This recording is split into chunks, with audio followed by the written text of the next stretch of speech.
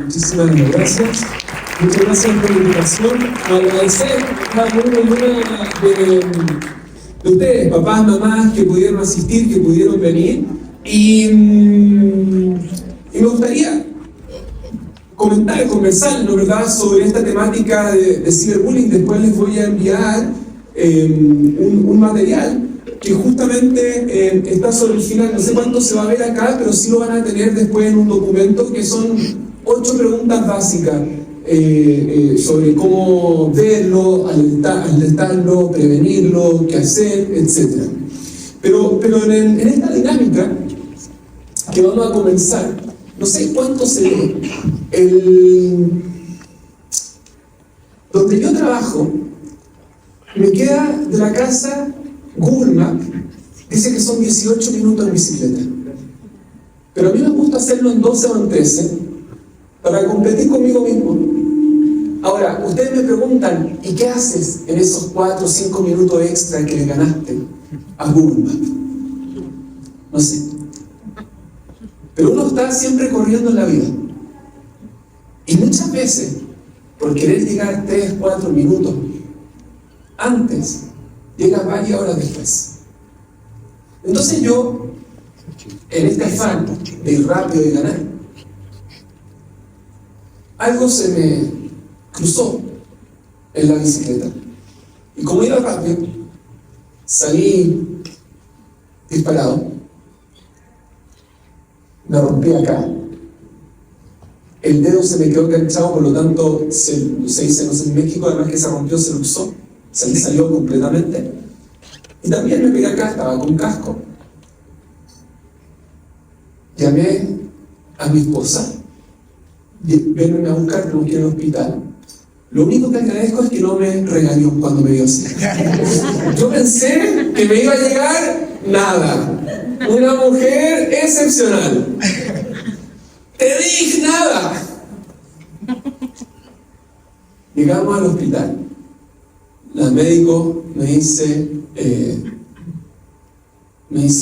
sácate la radiografía. Me ve, vuelvo a su consulta y tenía ahí una jeringa. ¿Con jeringa se dice acá también? Sí. Con anestesia. Dijo, ¿qué me va a hacer? Me dice, te voy a tratar de poner el dedo. Y me pone la jeringa. Me dice, espérate un rato. Tenía el dedo como... No sé si alguna de ustedes le ha pasado. Sí. Y espera 10 minutos, 15 minutos que haga efecto la anestesia. Me dice, siéntate y agárrate. Ella toma mi brazo, yo me agarro con la otra mano acá. Me toma con una mano acá, voy a dar un minuto. Me toma, ¿no es verdad?, con una mano acá, el dedo, con la otra aquí. Y es 1, 2, me tira el dedo y yo siento el... Y queda. Y me dice, ¿estás bien? Y yo no podía hablar del dolor. No podía responderle.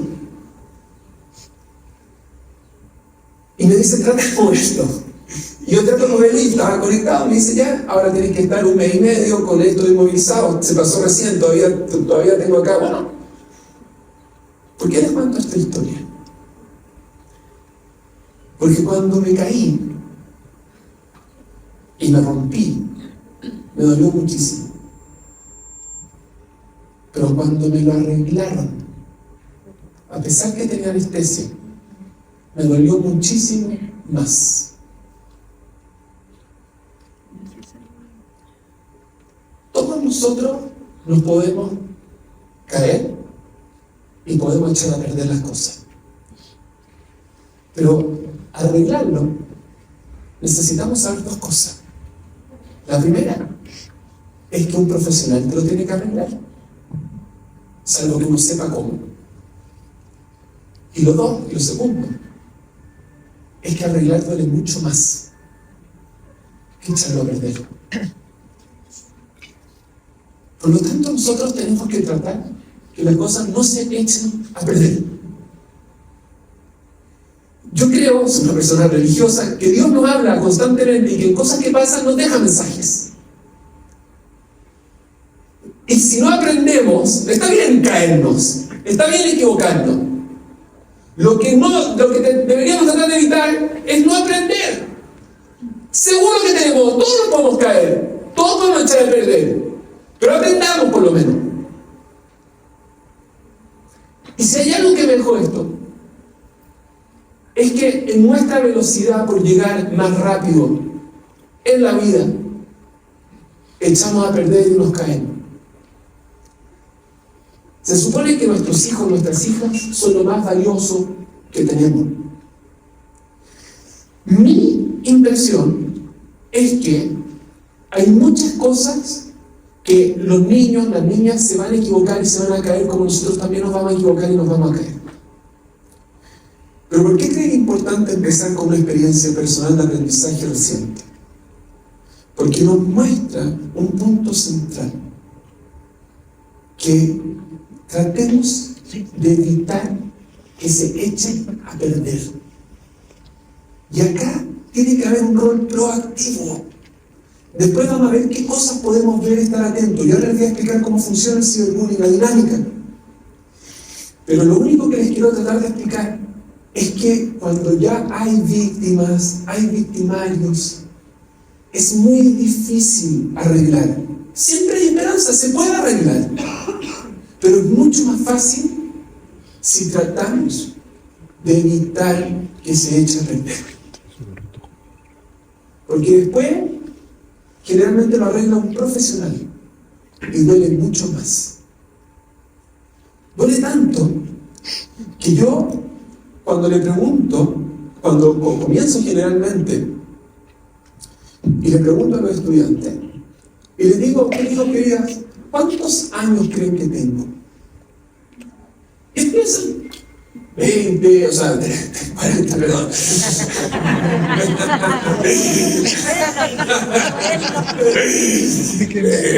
40, 45, 50, 35, es lo mismo. Miren.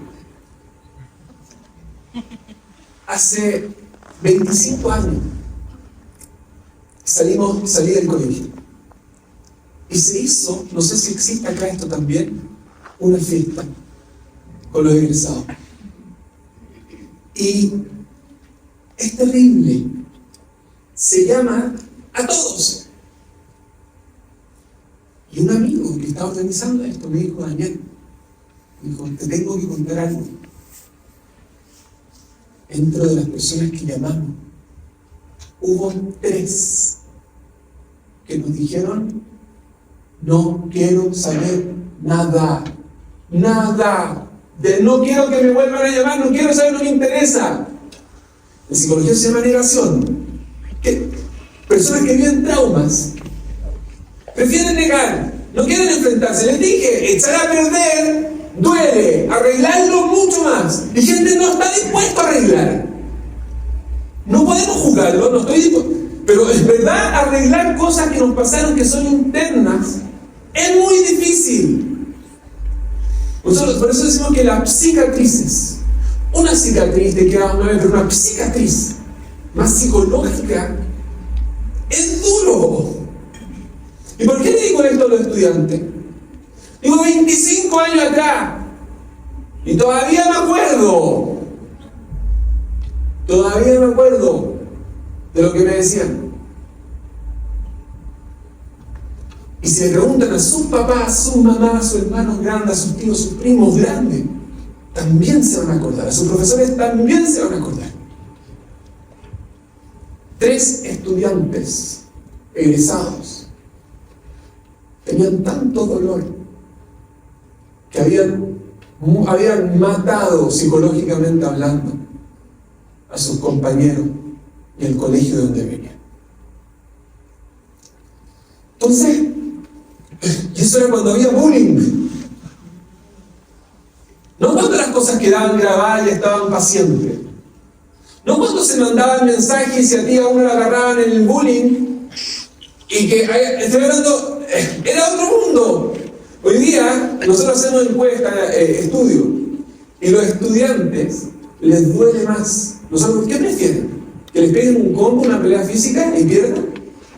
¿O que les pongan mensajes y prefieren que les peguen. No, los mensajes con que todos te vean y que todos sean, no. Entonces, en el ciberbullying, nosotros tenemos 3 áreas. Tenemos una víctima, tenemos el victimario, y tenemos, y esto es muy importante, la audiencia. Sus hijos, sus hijas, espero que nunca sean víctimas, espero que nunca sean victimarios, pero esto van a ser. Esto van a ser. Entonces, ¿cómo funciona? Y se los voy a explicar, pero antes me gustaría introducir 2 conceptos que son fundamentales. El primero es la diferencia entre la imagen y la identidad.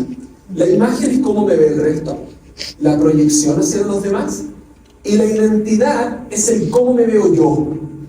La imagen, cómo me ven los demás. La identidad, cómo me veo a mí mismo. Y es interesante esto. ¿Por qué? Porque la imagen, el cómo me ven los demás, termina como comiéndose al cómo me veo yo, mi identidad. Es decir, y esto es muy importante entenderlo, ¿de dónde nosotros sacamos toda esta idea? Hay una técnica, en psicología mucho, que se llama las proyecciones. Cuando los niños, por ejemplo, no son capaces de verbalizar mucho por la edad que tienen y van al psicólogo, el psicólogo le dice: ya, dibuja a la familia.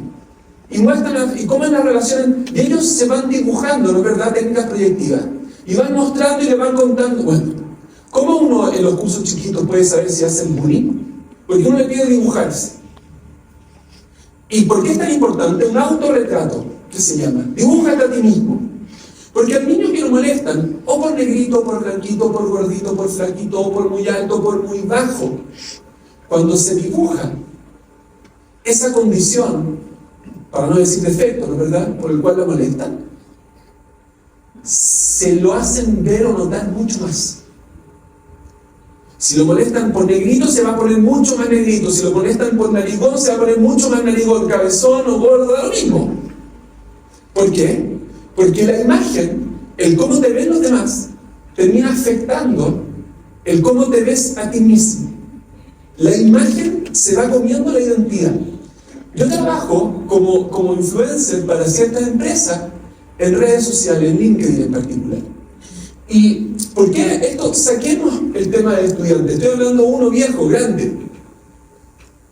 Entonces, yo tengo, qué sé yo, voy poniendo, uno me ven 70.000, 80.000, 200.000. Ahora dice uno que se viralizó y lo vieron, es muy impactante, 4 millones de personas.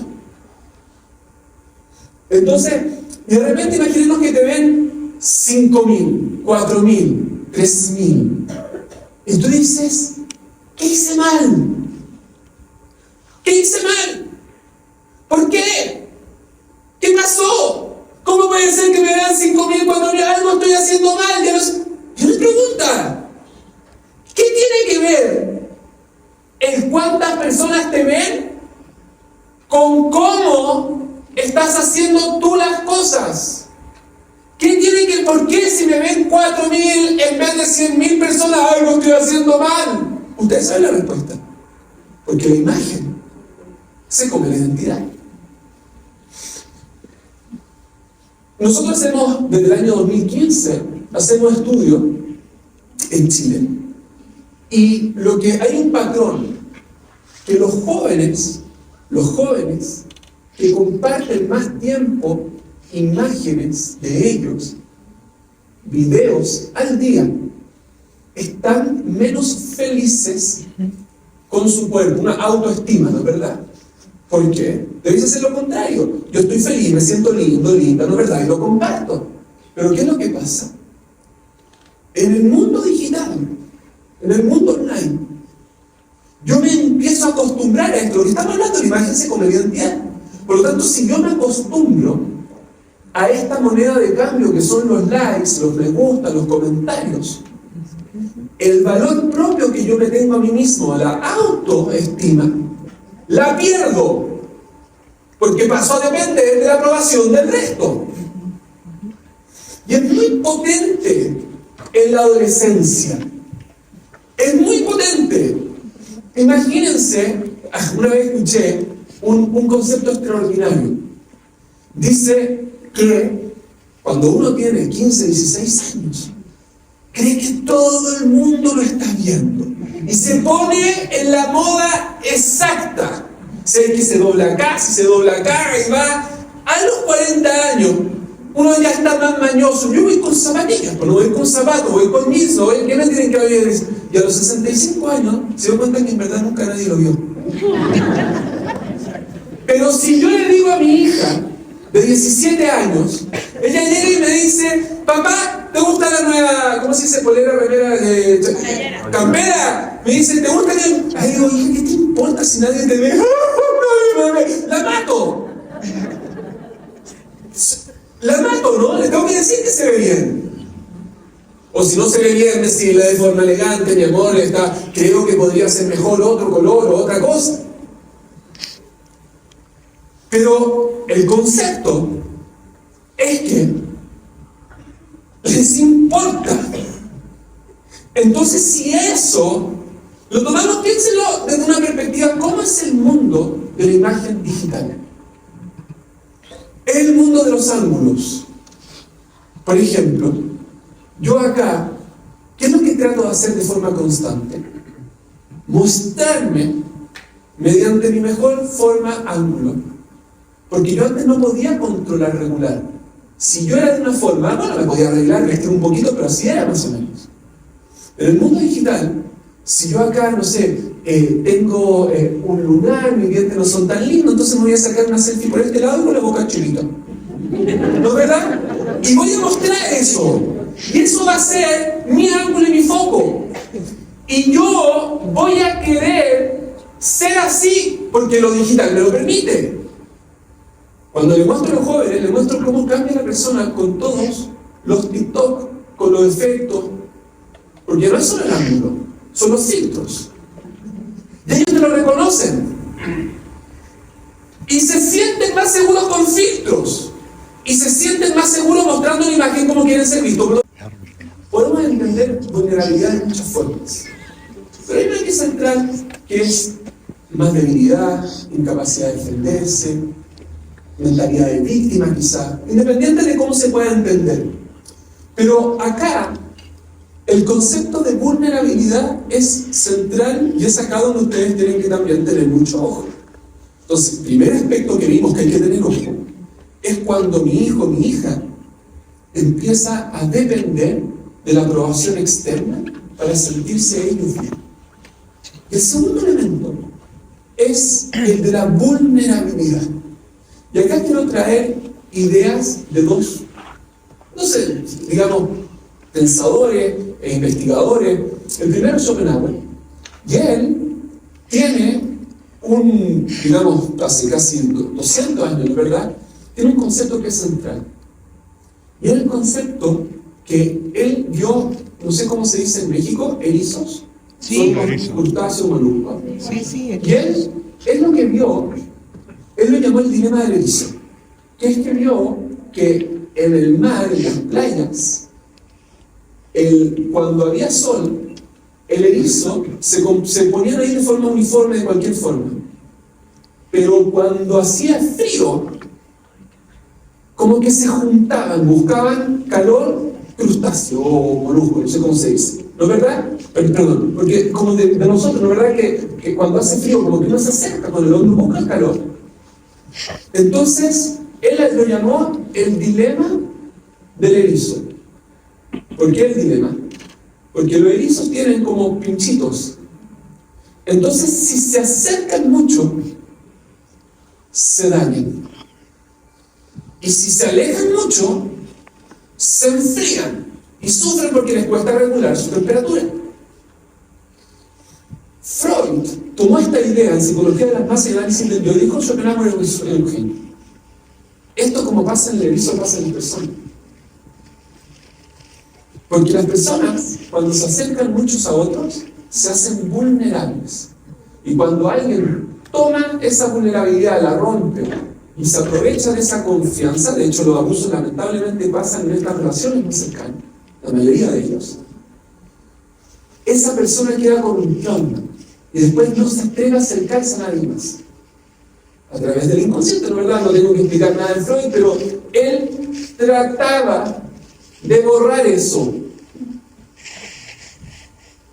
fundamental, porque al hacer visible algo íntimo, la persona se hace vulnerable.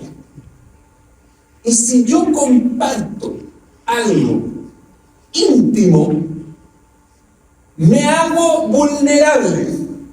Y cuando en los colegios se trabaja esta temática, nosotros trabajamos a través de dos perspectivas. Una se llama sexting, que es compartir contenido íntimo. Uno es evitar que se comparta.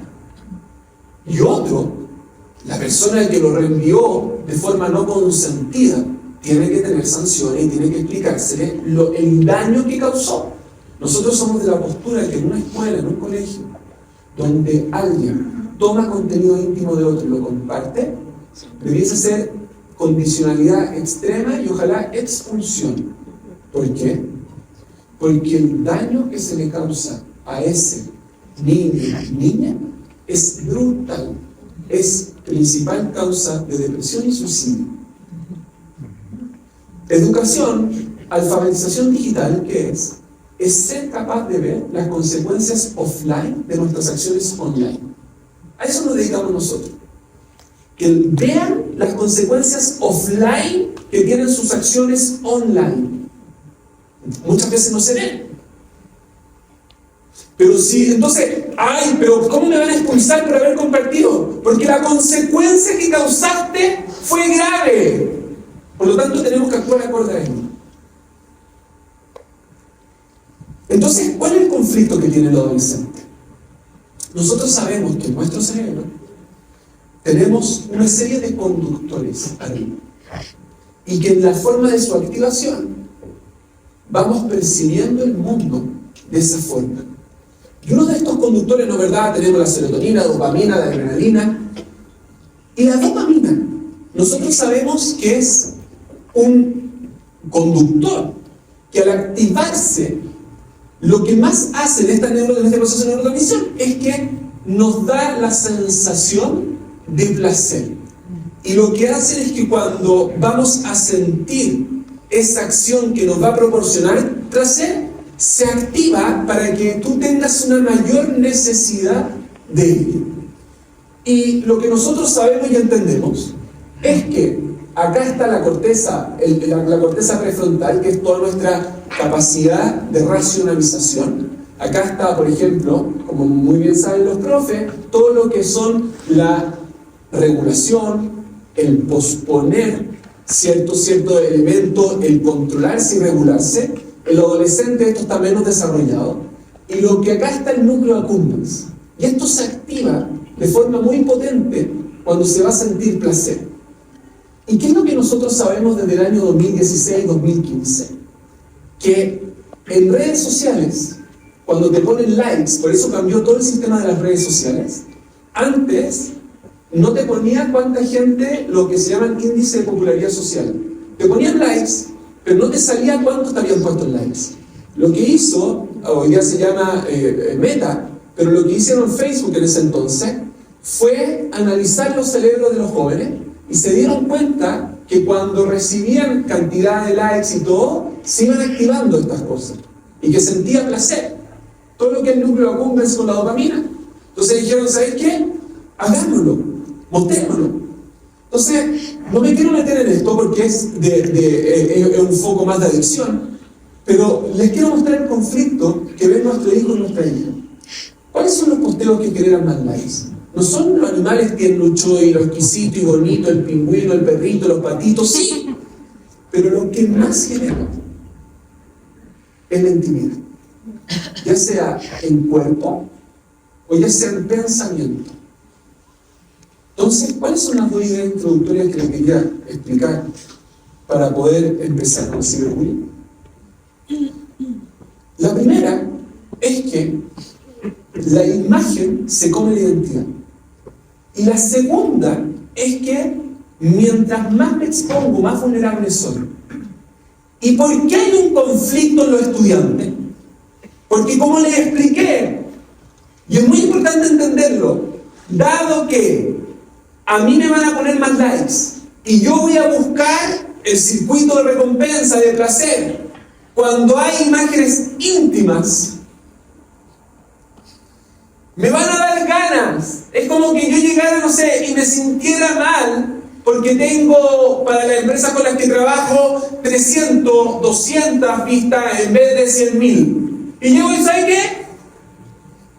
Voy a ir por, ¿cómo se llama? Por alguno de acá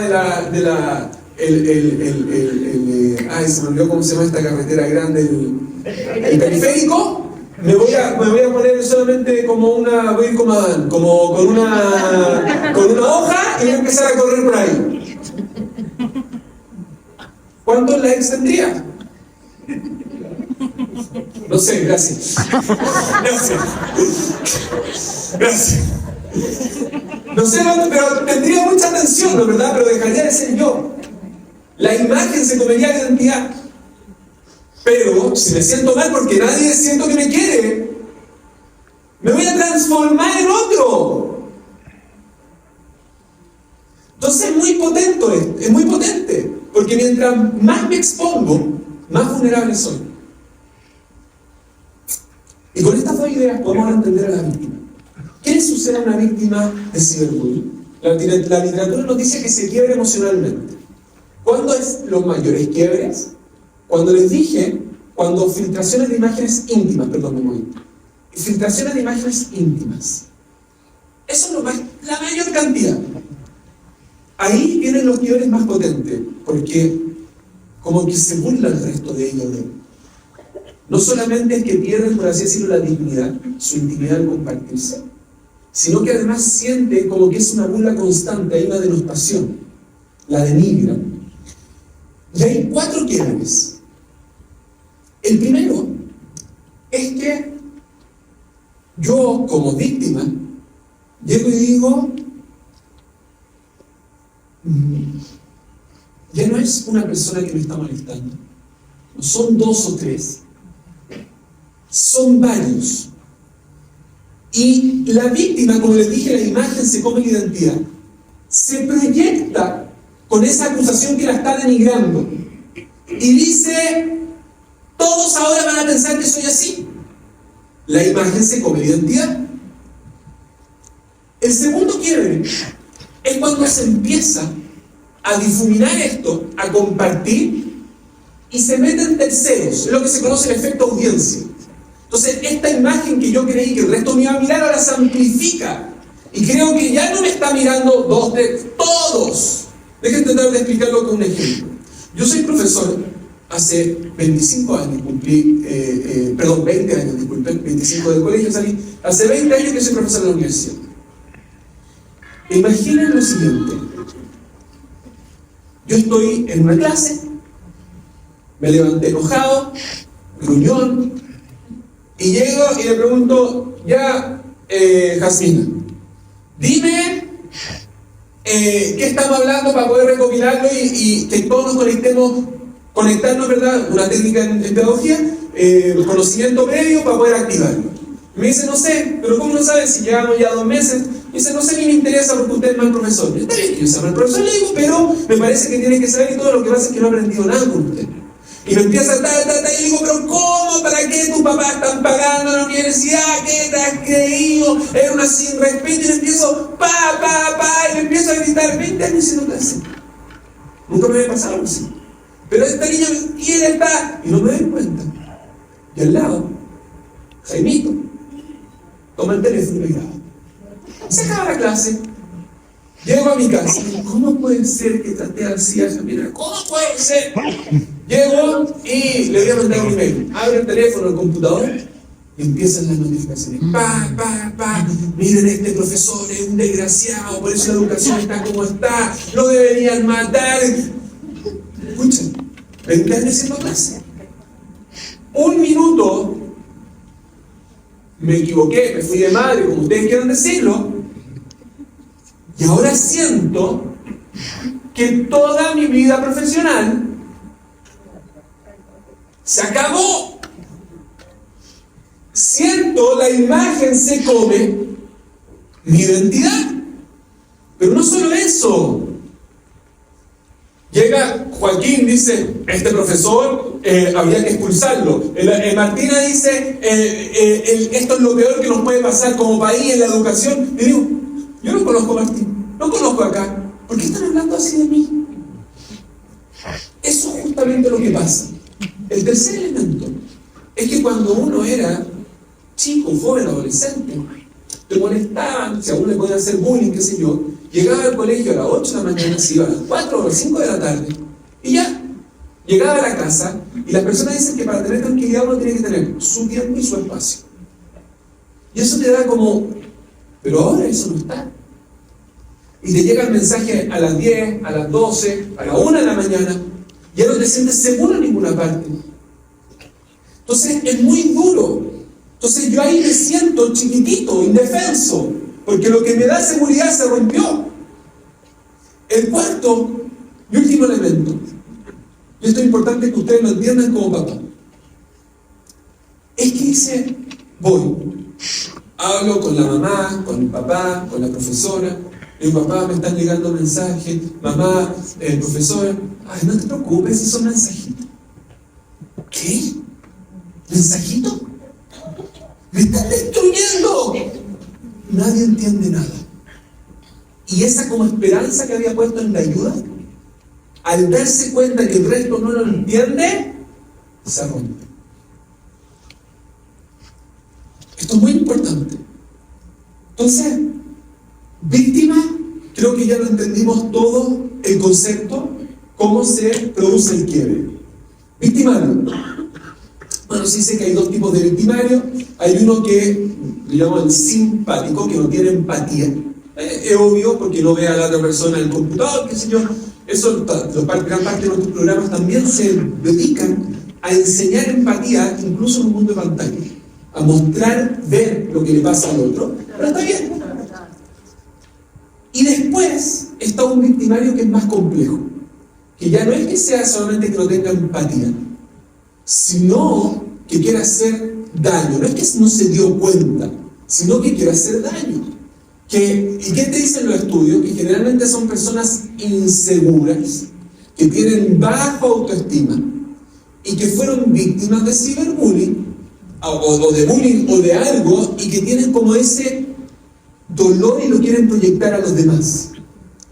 Y ven la vida de forma más negativa. Y lo que nosotros tenemos que saber, entender, conversar, establecer, es que uno nunca debería culparse por algo si es que alguien lo único que te quiere es bajar. Yo trato casi siempre de poner este ejemplo. Disculpen, vine el año pasado, no sé si en la plática que lo di puse el ejemplo, pero yo tengo una hija que tiene 3 años, cumplió ahora 4. La más chiquitita, la quinta, tiene 4 años. Ella cada vez que puede se sube como a un sillón o una silla y me dice, mira papá, soy más alta que tú. ¿Y por qué tiene esa necesidad? Bueno, porque ella ve el mundo así. Entonces, si yo veo el mundo así, quiero, si ella lo ve igual que yo, ¿qué importa?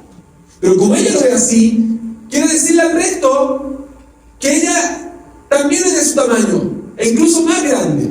Tiene 4 años. El problema es que hay gente de 15, 20, 18, 40. Mira, tengo un auto más rico que tú, tengo una casa mejor que tú, tengo una zapatilla, una campera, una chamarra mejor que tú. ¿Por qué se ven más bajos? ¿Por qué se ven menos? Si se ven, no tendría necesidad de decirle lo que tiene o no tiene. Es un problema interno, no externo. Cuando yo hice, interesante, el doctorado, estudiaba con un profesor. El profesor tenía 2 hijos. Y yo en los veranos iba a hacer research, como investigación con él. Y creo que eran de 14, 16 años, de 12, 14, no me acuerdo bien. Y el más grande era más chaparrito, más bajito que el chico, que el menor. Entonces, ellos jugaban béisbol en Estados Unidos. Y estábamos en Baltimore.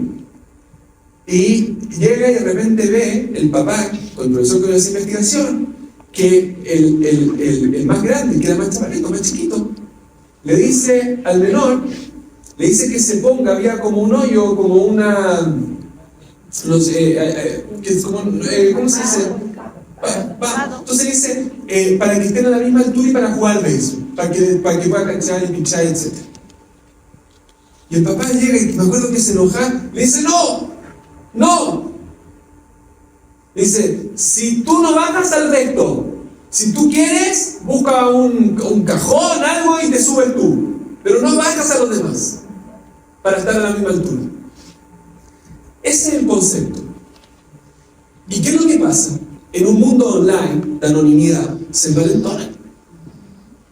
Y salen afuera y empiezan a hablar. Y yo trato siempre de poner ejemplos que a mí me destruyen de forma más o menos en una red social, no sé si la conocen, que se preocupa mucho de la emoción y sentimientos del resto, que se llama Twitter, ahora X. La gente es dura.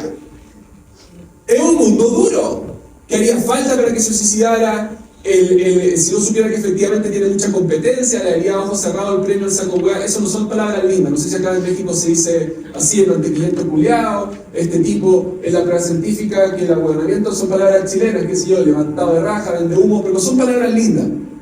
Cuando se acuerdan de la mamá de uno, generalmente no es para felicitar, ¿no es cierto? Bueno, da lo mismo. Y esto es duro. Es duro. Y es duro este lenguaje.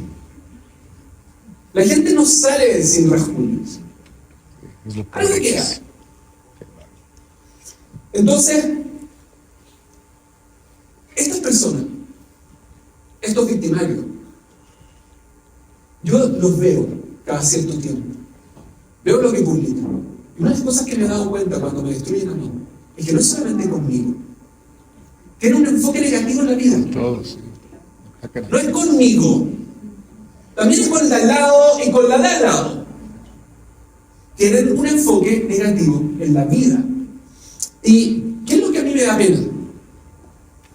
Si yo les pregunto a ustedes qué es el amor, vamos a tener quizás, si no sé, acá hay 80, 100 personas, vamos a tener 100 definiciones distintas. Pero hay una que a mí me gusta mucho, que es ver lo positivo del otro. Cuando alguien está enamorado, si yo llego y le digo, no sé, me gusta Daniel, pero viste que tiene acá, que tiene... ¡No! Como una persona enamorada ve, por eso se dice que el amor es ciego, ¿no es verdad? Porque uno ve, imagínense, esto es muy importante, cuando yo doy por primera vez una plática, traigo a la persona que más quiere que mejore en esta vida. Y para eso se fija en todos los defectos. ¿Quién es? Mi esposa. Entonces ella llega, se sienta y me dice todas las cosas malas que dice, negativas, pero al lado me pone lo que se podría haber mejorado. ¡Ay, que doy una plática nueva! Eso en un contexto. Pero se imaginan que nos acostamos, qué sé yo, a las 10, y en vez de generar vínculos, van a destruir vínculos y se van a quedar solo en la vida. Y es self-reinforcement, se dice en inglés. Es como que se refuerza. Entonces, dos. Una cosa es muy importante verbalizar lo positivo en los demás. Una cosa, ok, no ver lo negativo, pero decir lo positivo. Ella se llama Elena Rostin, es una persona que estudió mucho los speech therapists, se dice en inglés, que es cuando fonoaudióloga, se dice en chileno, no sé cómo se dice en México, y que hacía que la gente que tenía problemas en el habla, tartamudos, que no podían pronunciar bien, pudieran desarrollarlos de forma positiva, superar esos desafíos. Y ella cambió la forma de hacer terapia, porque tomaba a las familias y le decía, ¿usted quiere que yo le haga terapia a su hijo Pedrito? Ningún problema. Pero algo positivo tienen que decir todos los días, o una vez a la semana, o cada 3 días en la familia. ¿Por qué? Porque yo era tartamudo de chico, no podía decir ni la R, y mi hermano grande me decía Sancito, por Sancho Panza en ese tiempo con Quijote, de unos bonitos, Sancito, porque yo no podía decir Chalach, tampoco, ni la R. ¿Y ella qué es? Entonces, ¿qué es lo que pasaba? Yo empezaba a hablar tartamudo, Sancito, y decía, ya mami, mejor trae, no sé, la comida o lo que sea, porque si Daniel va a empezar a hablar, nos vamos a... hasta mañana vamos a estar. Entonces, ¿qué es lo que hace la forma positiva de hablar? Ella decía, escuchen, ¿de qué me sirve yo hacer los ejercicios técnicos si no se va a atrever a hablar? Tenemos que generar, hoy día se llama, una cultura de reforzamiento positivo, donde se digan cosas positivas. Nosotros lo hicimos con mucho éxito en la pandemia. Le pedíamos que una vez a la semana, en la cena del viernes, todos los niños dijeran algo positivo de otro de los hijos. Y de repente era martes, y el Rafita, por ejemplo, le decía, yo puedo decir algo bueno de la, no sé, de la Debbie, y decía, no, pues si lo viernes. Pero se genera eso. Entonces, y en el fondo, hablar es una necesidad. No me voy a poner los detalles de por qué, pero hay gente que habla negativo y otro positivo. Nosotros tenemos que saber que hablar negativo en general en nuestro hogar destruye relaciones y hablar positivo las construye. Y si nuestro hijo, no, yo soy fuerte, a todos nos duele que se hable negativo de nosotros. El hablar negativo destruye. De hecho, nosotros, cuando hacemos como una huella digital en los cursos con los que estamos, generalmente lo que se hace es que se les dice cómo se va formando la huella digital de todo lo que ellos hablan. Y se demuestra que hablar negativo finalmente habla mal de uno mismo. Hoy día muchas empresas dejan de contratar por cosas negativas que dicen personas en las redes sociales. Entonces, hablar mal de los demás destruye a tres. El que habla, el victimario que dijimos va a ver el mundo negativo, la víctima. Pero ¿qué pasa con el que escucha? O la audiencia.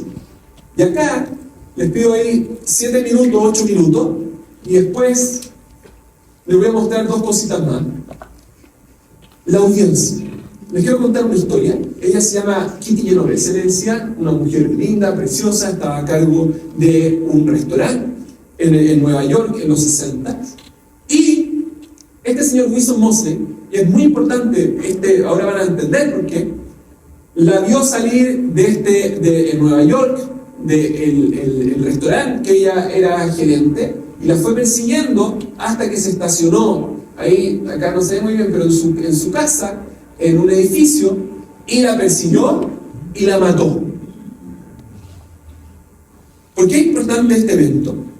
Porque después, un diario que se llama The New York Times escribió un artículo sobre 37 personas que vieron el asesinato de distintas partes y que no llamaron a la policía. 37 personas, y acá los psicólogos, ustedes pueden ver, fue en los 60, desarrollaron a partir de este caso una teoría. ¿Y cómo se llama la teoría? La teoría de la difusión de la responsabilidad, que dice que cuando hay muchas personas viendo un evento, nadie toma acción. No se hacen responsables. Se difumina la responsabilidad.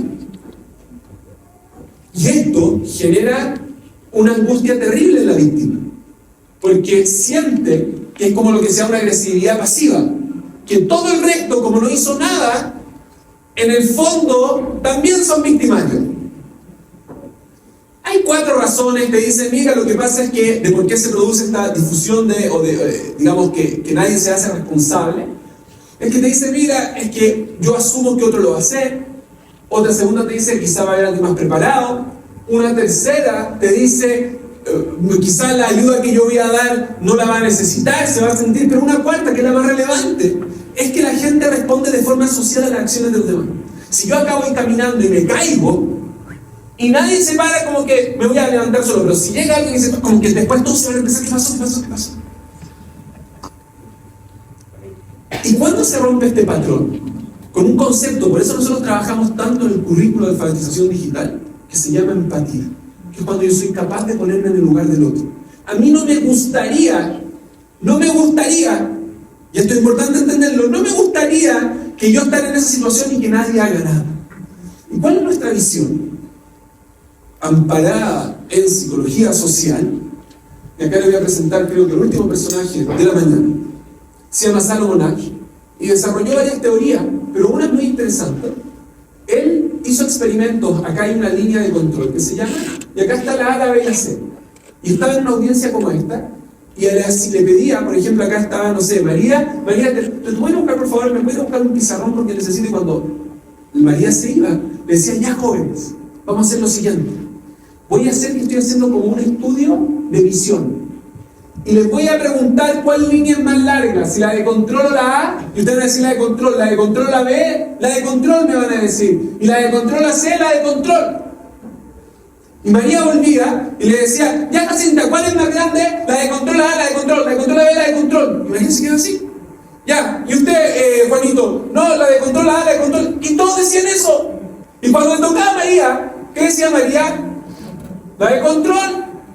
Es que es muy interesante esto, la mayoría decía, salvo, miren qué interesante, hizo lo mismo, pero después le pidió, en vez de haber 50 estudiantes que decían la de control, estaban los 50, pero había otro más que decía como realmente era, la de control, y cuando había uno más que decía como realmente era, se acababa el efecto. Uno se necesita. Y esto es fundamental entenderlos, porque hay audiencias pasivas y activas. Miren qué interesante. En el 80% de los casos, acorde a nuestro estudio, nadie interviene en ciberbullying.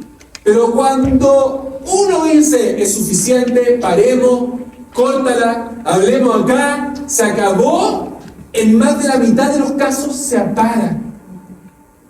Eso es ser una upstander, se llama. Una audiencia activa. A eso le enseñamos, creamos una cultura en los colegios, en los cursos, en las clases, en los salones, para que sean audiencias activas. Y esto es muy importante, porque en el fondo, cuando nosotros le preguntamos a los estudiantes qué es peor, el ciberbullying o el bullying, el 89% te dice que el ciberbullying es peor o igual. El efecto del ciberbullying en comparación al bullying es peor o igual que el bullying, el 89%. Pero cuando se les pregunta si intervendrían, si lo pararían, acá está lo rojo es bullying y lo azul es ciberbullying. Casi nadie en estos casos interrumpe el ciberbullying. Por eso es tan importante, fundamental, parar. Dejen terminar con una idea y una historia. Esto es Denison, Texas, a finales, no verdad, de los 40, comienzo de los 50, y había un niño, Chesley, y que los papás le daban como el sentido de responsabilidad, como trataban de dar la mayor cantidad de valores ahí en este pueblo. Y en 1964, cuando vieron ustedes, escucharon, entendieron, conocieron esta historia de Kitty Genovese, llegó el papá, miren qué interesante, a los 14 años, y le dio el diario, y le mostró la noticia, y le dijo, Chesley, ¿tú qué dices si pasara esto? Dijo, papá, me prometo a mí mismo, le impactó tanto que yo nunca dejaría a alguien solo. Y Chesley cuenta que esa promesa lo marcó. Fue muy importante para él. Él estudió para ser piloto y la verdad es que nunca tuvo la posibilidad de ponerla en práctica. Hasta que el año 2009, el capitán Sullenberg, en el American Airlines, el US Airways, perdón, salió de Nueva York, del JFK, una bandada de pájaros que generalmente no le hacen nada a los aviones, se pusieron en las turbinas, la explotaron. Mayday, tengo que regresar, pero no alcanzo, ¿y qué va a hacer? Voy a aterrizar, ¿no es verdad?, en el río, el Hudson. Y obviamente, quizá ustedes escucharon, hay una película, se llamó 549, el vuelo Milagro del Hudson, y el avión aterrizó, no le pasó nada a nadie. Pero ¿por qué les cuento esta historia? Porque si ustedes ven la película de Tom Hanks, él le pide la lista a los asistentes, a la auxiliar del vuelo, y no va una vez, sino que 2 veces a recorrer todo el avión. Quizás alguien había, no sé, en silla de ruedas, alguien se había golpeado, da lo mismo. Hasta que, obviamente, el avión se hunde, ¿no es verdad? Pero ya habían salido todos, y es un final feliz. ¿Y por qué les cuento esta historia? Porque ese es el valor que tienen cuando nosotros les ponemos, transmitimos, entregamos valores en nuestros hijos. A los 14 años prometió que nunca iba a dejar a nadie solo. Y él, a los 60, cuenta en su biografía que por la promesa que hizo a los 14, cuando fue el accidente, la cumplió finalmente. Déjenme terminar con una historia que es potente, importante. Cuando llevábamos 3 semanas en octavo, segundo de secundaria, vi a Kai, un niño de mi curso, volviendo a casa mientras cargaba todos sus libros. Pensé, ¿por qué alguien traería todos sus libros el viernes? Pero no le presté mucha importancia. Justo en eso observé cómo otros niños venían y le botaban los libros. Sus lentes también volaron, mi corazón se rompió. Fui corriendo a ayudarle y lo vi agachado en el suelo buscando sus lentes con una lágrima por su mejilla. Esos niños deberían estar en el zoológico, le comenté. Lo vi sonreír al verme. Me dijo gracias, tomé la mitad de sus libros y caminamos juntos. Resultó que íbamos cerca. Le dije que nos viéramos el fin de semana, le presenté a mis amigos y todos nos caímos bien. El lunes lo vi de vuelta en la calle con todos sus libros, le pregunté si quería sacar músculo, se rió. Me dio la mitad para que lo ayudara. Durante los siguientes 4 años nos hicimos mejores amigos. Para la graduación le pidieron a él que hiciera el discurso. Se veía un poco nervioso el día de la graduación. Lo traté de animar, era impresionante, lo va a hacer muy bien, se rió. Y así fue lo que dijo en la graduación. La graduación es un momento para agradecer a aquellos que nos han ayudado durante todos estos años. Yo hoy estoy acá para contarles que ser amigo de alguien es el mejor regalo que una persona puede tener. Y después contó la historia de cuando nos conocimos. Y dijo que había planeado suicidarse el fin de semana por la gran cantidad de bullying que le hacían. Que había sacado los libros de su escritorio y casillero para que su mamá no tuviera que ir a buscarlos después. Y ahí me miró y dijo nuevamente, gracias, me salvaste, porque un amigo nos puede salvar. Ustedes, como papás, como mamá, tenemos que saber que, obviamente en el colegio, se van a preocupar que el niño o la niña aprenda lenguaje, física, biología, pero hay elementos. Mi papá siempre decía, yo no era tan buen estudiante, me decía, mira, quizás no vaya a ser el mejor del curso, pero siempre puede ser escogido el mejor compañero. Esos son elementos que nosotros sí podemos entregar. Entonces, les voy a mandar a través del colegio este documento, que es, porque acá no se va a ver muy bien, pero para que lo sepan, son 8 preguntas simples, como cuáles son factores de riesgo que se asocian al ciberbullying. Por ejemplo, están más tiempo conectados con tecnología, tienen conductas de riesgo, como por ejemplo, se sacan fotos, hay intimidad, lo veo que es poco empático, veo que hay casos más de bullying, sufre rechazo de pares, o él genera rechazo, no tiene un grupo cercano. ¿Por qué es importante prevenir el ciberbullying? Acá, lo que se expresó, el impacto que tiene la víctima, el victimario, y esto es importante, ¿qué se puede hacer para prevenir? Bueno, y acá está en el fondo conversar, este es el primer punto y más importante, conversar sobre las relaciones de internet, premiar lo bueno, destacar la empatía y solidaridad, enseñar cómo apoyar a quien está siendo agredido, promover el apoyo grupal. Oye, pero a ver, espérate, veamos cómo lo están haciendo con el grupo, ya sea con otros papás, mamás, a través del colegio. Ojalá, si es que ustedes saben, alertaron, escucharon, vieron, entendieron que podía llegar a pasar algo, no esperar a que se transforme en ciberbullying, y siempre motivar a que las situaciones se hablen. Por favor, hijo, hija, habla, conversa, explícale, dile en el colegio. Eso es lo más importante de todo. Y ¿cómo yo puedo saber si mi hijo o mi hija están siendo víctimas? Bueno, si en la primera señal que yo digo es que llega y le llega un mensaje y se pone nervioso, le están haciendo bullying.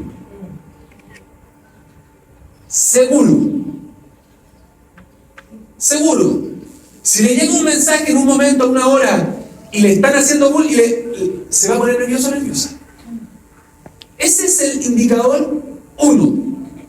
Y después, obviamente, uno los va viendo, los va oliendo. Está más nervioso. Acá hay algún elemento. Tiene molestia o frustración. No quiere hablar de cosas que pasan online, principalmente. Como que no se quiere ir a dormir. hay pérdida de interés por otras cosas, que son elementos obviamente que se pueden confundir, pero lo de que se puso nerviosa porque le llegó un mensaje, es ciberbullying. Entonces, vimos. Le hablé primero, partí hablando del accidente del dedo, ¿no es verdad? De cómo tenemos que tratar de prevenir, de echar a perder. Porque después cuesta mucho arreglar y duele mucho. Y después les dije, víctima, hay dos conceptos. Uno es que la imagen se come la identidad, y después que mientras más nos exponemos, más vulnerables somos. Y después les dije, entonces, ¿cómo eso afecta a las víctimas? El victimario, que finalmente termina viendo todo negativo, las víctimas le dijeron 4 quiebres. El victimario, como ve negativamente todo, que por eso hay que tratar de evitarlo también, no solamente por el daño que causa, sino porque él se causa daño a sí mismo. Y la audiencia, la importancia que tiene ser audiencia activa. Y eso generalmente se logra a través de la transmisión de valores. Los valores no se enseñan, se transmiten. Es como un resfrío, uno se contagia el resfrío. Eso viene de la casa. Bueno, y después les dije como estas situaciones que les vamos a dar la guía. Si es que alguno se interesó, quiere saber más, obviamente el colegio, pero también yo hablo mucho de esto en LinkedIn y en Instagram. En Instagram es más fácil, o sea, LinkedIn es Daniel Halpern y en Instagram Dani Halpern. Y ahí van a ver como todos, si quieren ver videos, como focalizados en esta área, en estas cosas, además de las redes sociales de Educom Lab. Pero ahí Dani Halpern, si es que no sé si